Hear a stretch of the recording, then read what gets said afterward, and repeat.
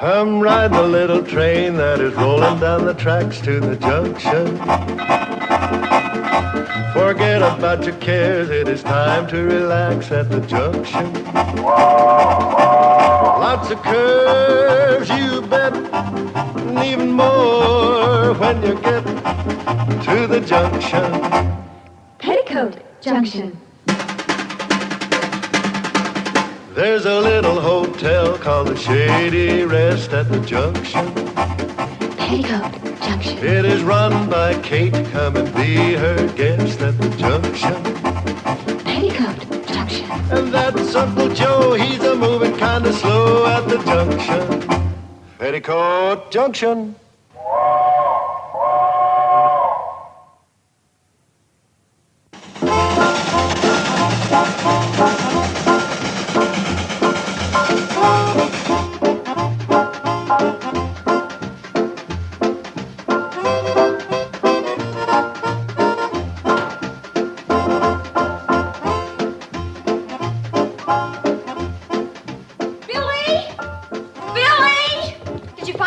She's not upstairs. She's not in the kitchen either. Well, maybe Betty found her.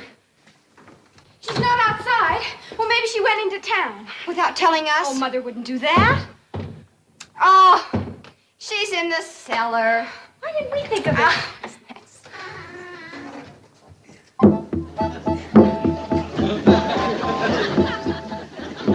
All right.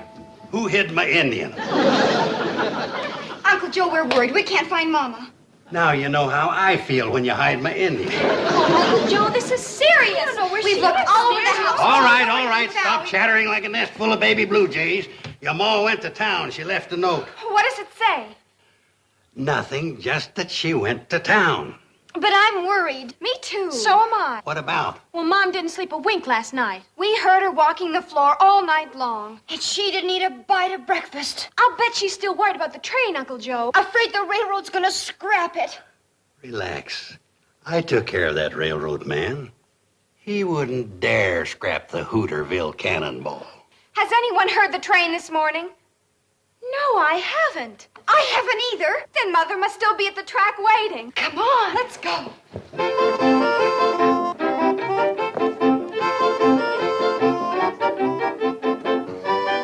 All the mornings for the cannonball to be late.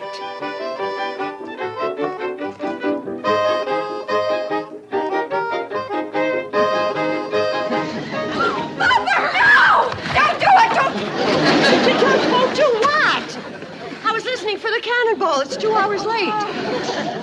Mother, do you think the railroad has scrapped it? Of course not. There's nothing to worry about. Then why were you awake all night? I was reading. Walking the floor?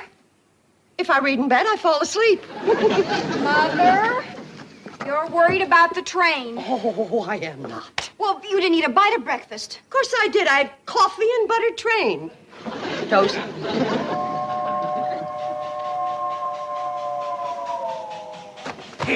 Hey, you sure started a ruckus this morning. Look at Uncle Joe. The cannonball's still running. Well, of course it's still running. I saw to that. Let's all go up and get some breakfast. Look, I'm going into Hooterville to see Sam Drucker. What about? About the train. He knows the law, and we should be ready in case Mr. Bedloe makes more trouble. I sure sent that Bedloe running back to the main office with his tail between his legs. He wouldn't dare tackle me again. Yeah, but what if somebody higher up in the railroad makes more trouble? We'll bring them on. The bigger they come, the harder they fall. I still feel better talking to Sam. No, you stay here and I'll go. Fighting the railroad's a man's job. Well, I kind of thought you'd get some of those chores done today. What chores? Well, you've been promising to chop some wood and clean out the chicken yard. You hear that? I'm fighting the CNFW Railroad single-handed, and she asked me to clean out a chicken yard.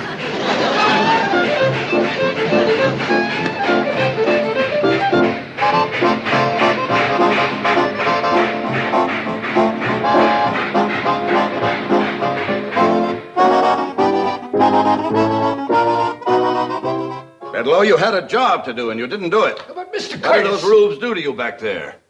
You used to be the best hatchet man this railroad ever had. Now look at you. You couldn't chop your way through a watercress sandwich. Mr. Curtis. Don't just stand there. Start lying. Yes, sir. Well, Chief, I saved this line at least $150,000. If we junked the Hooterville Cannonball, those people were going to sue us for damages. Let them sue. Why do you think we're overpaying our lawyers? Gentlemen, I tell you the Hooterville Cannonball is through. But it's such a quaint little train. The CNFW doesn't have room for quaint little trains. Now, if we hook up the main line from Hooterville, extend the branch from Pixley to our existing track, we can cut 30 minutes from the schedule of the Fenton City Flyer. 30 valuable minutes. And that means money in the bank for the CNFW. But, Chief, you can't send the flyer through that valley. There are too many curves. We'll straighten them. And the trestle that connects with the branch line is absolutely ruined. The others are too narrow and old. We'll build new ones out of concrete and steel. But the right-of-way is full of hills. We'll level them. And swamps. We'll fill up the swamps with the hills. Gentlemen, we'll send our diesels through there so fast, those Hooterville hicks will think they're living on a launching pad. Now, I will have a full report for you by the end of the week. I am going into that valley incognito and make a personal survey. But Mr. Incognito, Mr. Bedloe. You see, that's where you made your mistake. You told them who you were, and they ganged up on you. Miss Hammond, I want you to have my helicopter and wrinkle me a suit. Have them both on the roof in 20 minutes.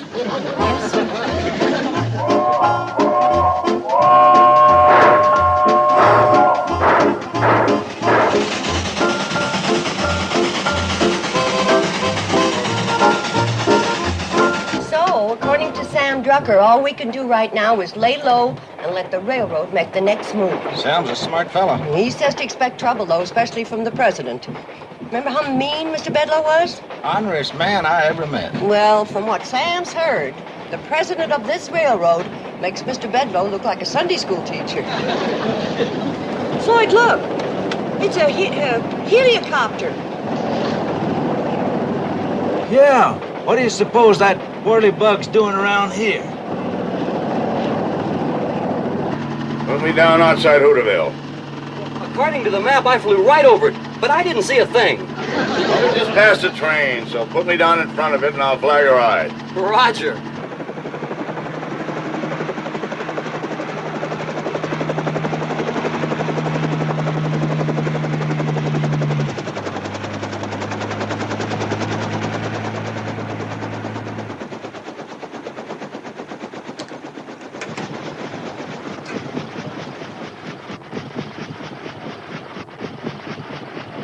Don't forget now, I'll be waiting at Hooterville, ready to be picked up Friday noon.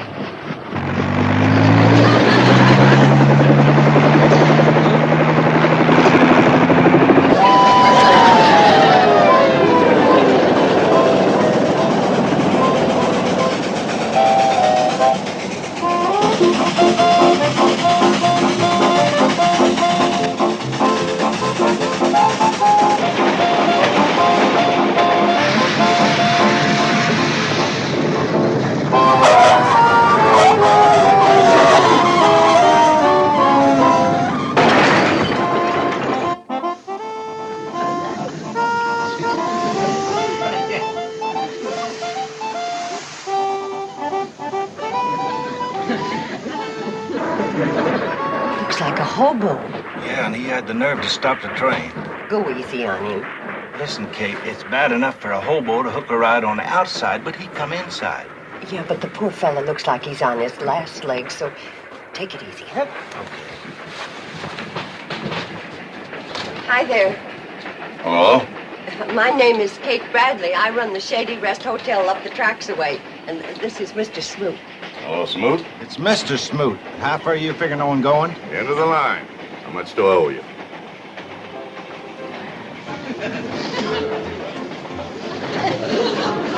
Well, my secretary must not have put any money in these clothes. I've got money. Oh, sure you have. Sure you have.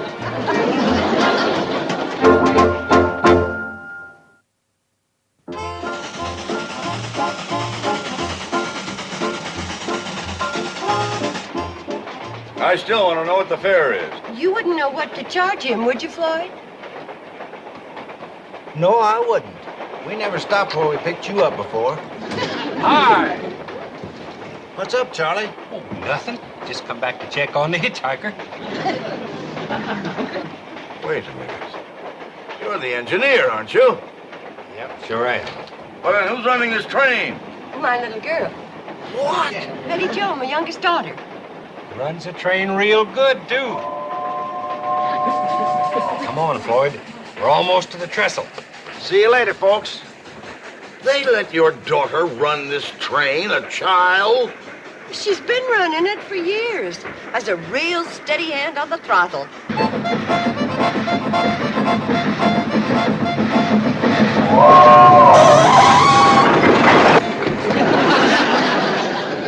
Her braking could stand improving. What are we stopping here for? Morgan Creek Trestle. We always stop here this time of the year. Why? Come on, I'll show you. We're going to be here a spell. Well,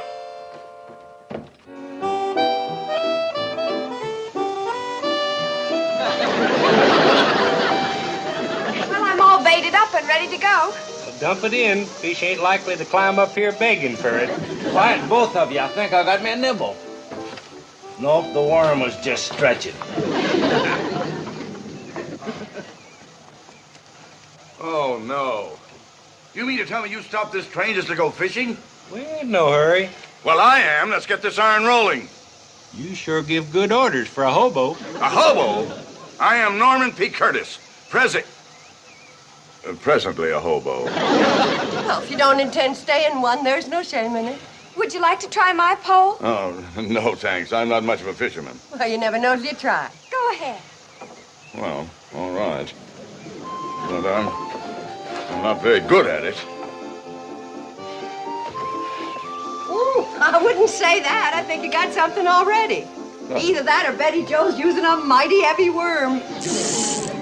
By George, I have. I've got a fish.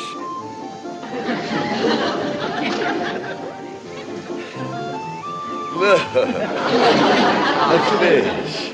Isn't that cute? I caught a fish.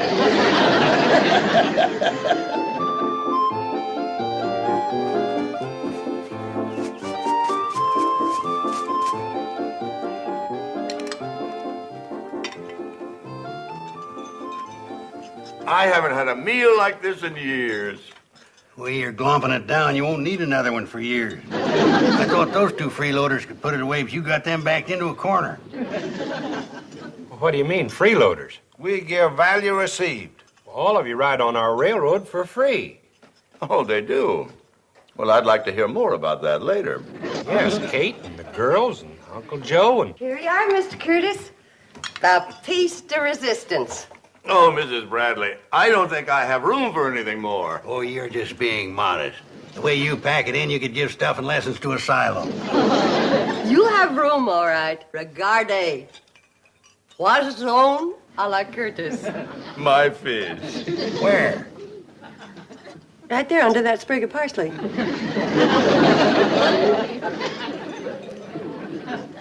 Isn't that something? What'd you call it? Poisson. That's French for fish. I've seen heftier looking guppies.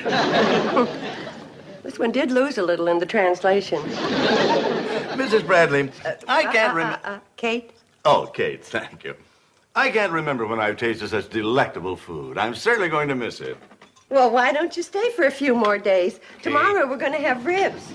Ribs. Oh, I really would like to stay, but no, I must get on to Pixley.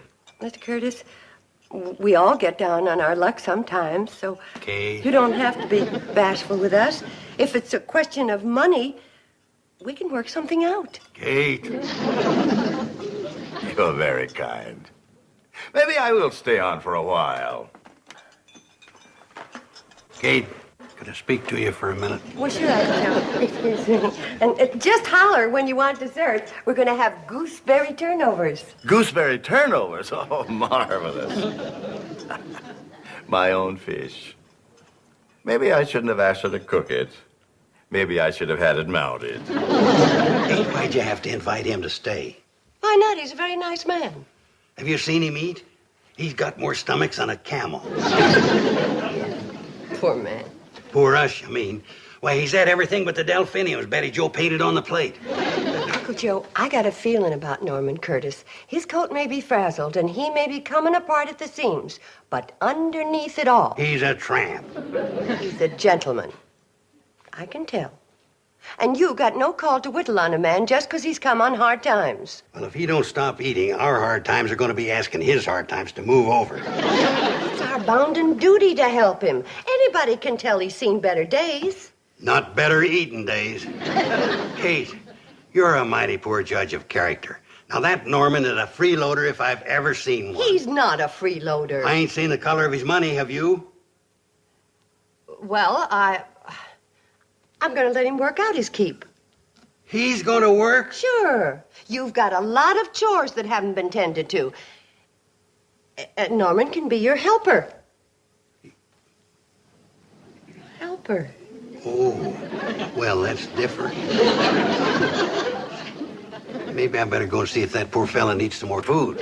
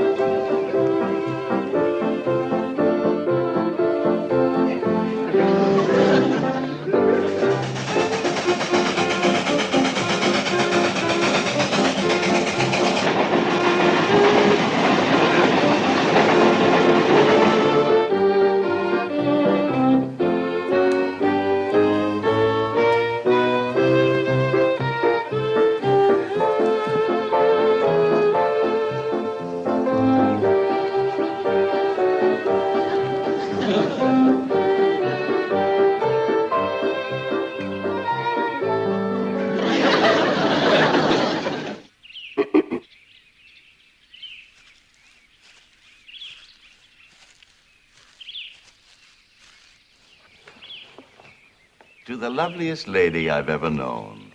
Thank you, Mr. Curtis. Norman, please. Tell me, Norman, is that a compliment to my personality or to my cooking? Both. You know, Kate, I think these have been the happiest days of my whole life. Maybe it's because you've been doing something. Well, you have been keeping me busy. I haven't chopped wood in years. But you need a steady job. You're right. And when I leave here tomorrow, I'm going to the main office of the CNFW Railroad. And ask them for a job. Any kind of a job. Oiling, wiping, walking track. Why, with your brain, you could work up in no time. You really think so? Oh, yes, Norman. You got it in you. You set your mind to it, and in 5 or 10 years, you'll go right to the top. I'll be so proud. I'll point at you and I'll say, that's my friend, Norman Curtis, station master. Well, let's not aim our sights too high. Mr. Curtis, any special song you'd like to hear? Yes. How about Apple on a Tree? I don't think we know that one. Billy Joe, do we know Apple on a Tree? No. We don't know that one. Oh, that's the finest song you ever heard. Here, give me that thing.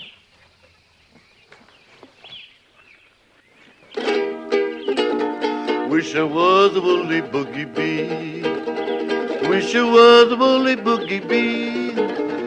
I was a woolly boogie bee. I'd make my home in that cherry tree. Wish I was.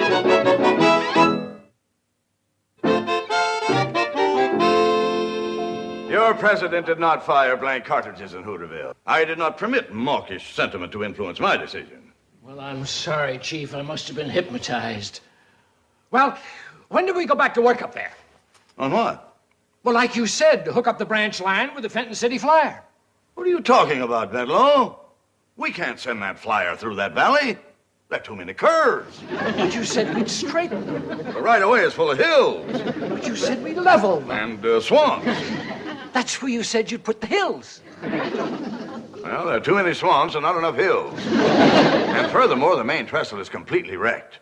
All the others are old and narrow. They're good for nothing but fishing. But you said we'd build new ones out of concrete and steel. What's the matter with you, Bedloe? Are you trying to bankrupt this railroad? Your entire idea of modernizing that branch is unfeasible, ill-advised, and unpatriotic. My idea. Unpatriotic. Gentlemen, I am leaving immediately to try and straighten out the mess created by our ambassador of goodwill, Mr. Bedloe here. I'll have a full report for you by the middle of next week. Or the week after. Well, anyway, I will let you know. Gentlemen, this meeting is adjourned.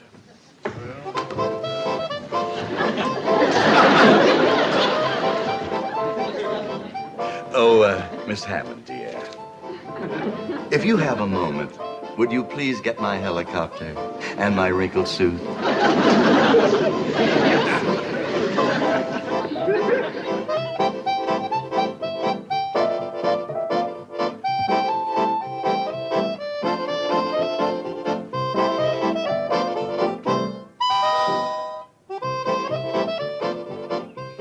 I sure hope Mr. Curtis got that job. What job? At the railroad. Before he left, said he was going to the main office and see about it. Kate, you're the worst judge of character I've ever seen. Nutty Norman is a hobo, born and bred. Those kind of fellas don't want to work. Sure worked hard here, doing your chores. Yeah, I tried to help him make something out of himself. Man just don't take to work the way I do.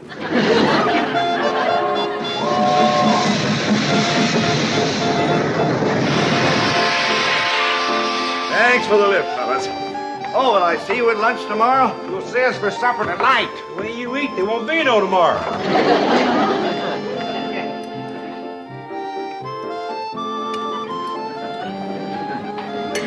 You know something? You're the first man I ever seen could get sparks out of a knife and fork. Now, Uncle Joe, leave him be. He feels bad enough not landing that job. Yeah, it's ruined his appetite. He's just as well off not getting in with that CNFW outfit. Yeah, I hear they are all a bunch of nuts. That's the case. Nutty Norman ought to be president. Now, that's enough. I do hear they're awful hard-hearted, especially the president. They say he's a terror. Did you get a good look at him when you was up there? As a matter of fact, I did. What does he look like? Well, he's a pretty good-looking fella. And rather nice when you get to know him. You're as poor a judge of character as Kate. That skunk's trying to scrap our railroad. Oh, well, wait a minute. It isn't altogether that skunk's fault, the president's fault. As a matter of fact, he wants to save your railroad. He does? Yes, he really does, Kate. But you see, he's accountable to a board of directors. And they are accountable to the stockholders and, well, you know stockholders.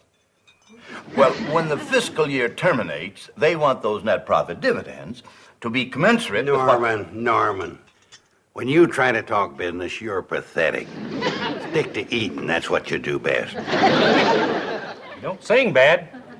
Speaking of that, let's all go outside and do some singing. We've got a surprise for you, Mr. Curtis. Oh, really? I wish I was a woolly boogie bee. I wish I was a woolly boogie bee. If I was a woolly boogie bee, I would make my home in that old cherry tree. I wish I was a woolly boogie bee. Yeah, doing our song.